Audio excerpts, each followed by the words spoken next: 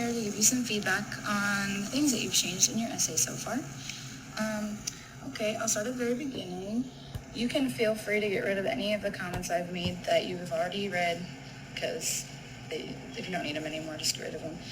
Your question about this highlighted sentence, you can just get rid of that, because in a typical intro, you do not want to include your thesis at the very beginning. The more standard, regular, I don't know, there's a lot of debate on that. The regular way to do an intro is to start off with a hook, as you have done, and then move down to a thesis, which was basically what I've highlighted here. I see that you've added in some stuff here. I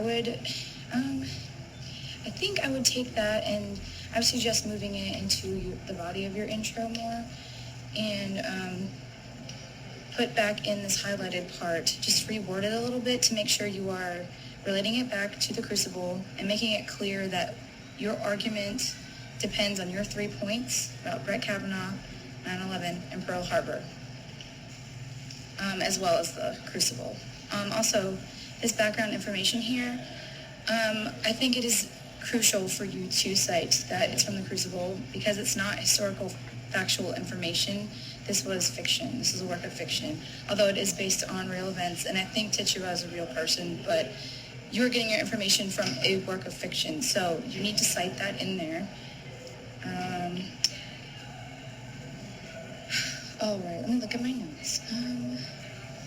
Also, this background information here, I would definitely shorten that up, make it a lot more concise. You don't have to summarize the entire book in here at all.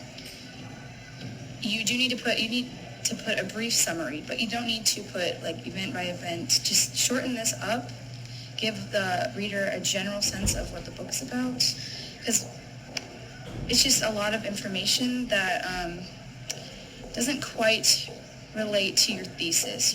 So by having a little bit of this background information on the events that you're using in your argument, put in the middle of your intro, that would really help the audience follow to your thesis and understand that. Also, down here, your body paragraph, starting here, just make sure that when you start the paragraph, you have a clear topic sentence that shows how your paragraph is going to relate to the thesis and the Crucible. So you want to talk about how September 11th relates directly to the Crucible and how mass hysteria could happen again for this reason, or something like that, to make sure the audience isn't just going, oh, we're going to read a paragraph about September 11th that has nothing to do with thesis. Because as interesting as this paragraph might be, if there's no purpose, nothing relating it back to your argument, it will go nowhere, and you'll just get lost in a tangent. And that's happened to me before. It happens to everybody. But by making sure you have a clear focus in the very beginning of your paragraph, that how it relates to your argument and the Crucible, you're just going to make it so much easier for you. I do that on every single body paragraph that you do, following this one. So I'm excited to see what you do with this. Sorry, this is kind of long.